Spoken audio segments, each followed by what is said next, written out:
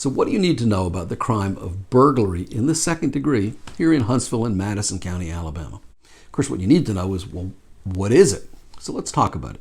There's 4 ways the crime of burglary in the second degree can be committed. The first 3 ways involve the burglary of a building.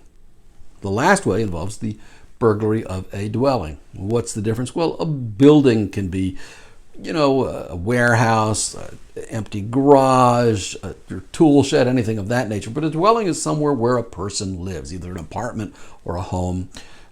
That is a dwelling. So let's talk about the first 3 involving the burglary of a building.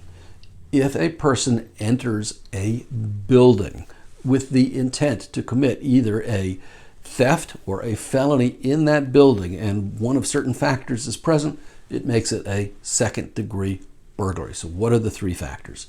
Number 1, if they enter the building and they are armed with an explosive. Number 2, if they enter or remain unlawfully in a building and they cause injury to somebody who's not a participant in the crime. Guy breaks into a warehouse, the night watchman is there, he punches him in order to escape, causes him minor injury. That's a burglary second because he's caused an injury to a person who's not a participant in the crime while he is committing a burglary of a building.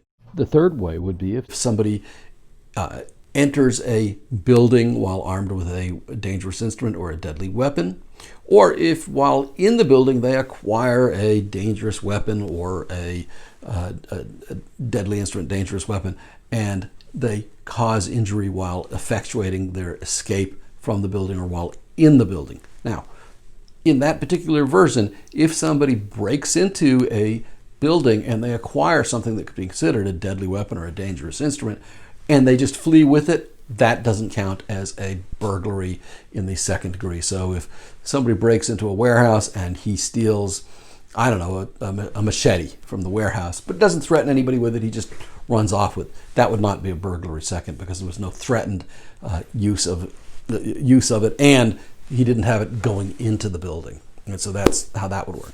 Now, what is the fourth category of burglary second? That happens when somebody enters a dwelling. Again, think home, apartment, somewhere where somebody lives. They enter a dwelling with the intent to commit either a theft of any degree, misdemeanor or felony, or they intend to commit some sort of a felony crime in the dwelling. And that would be a burglary in the second. That's actually the most common.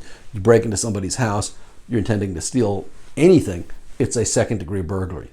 Now, second degree burglary is a pretty serious charge. The range of punishment is from 2 to 20 years in prison.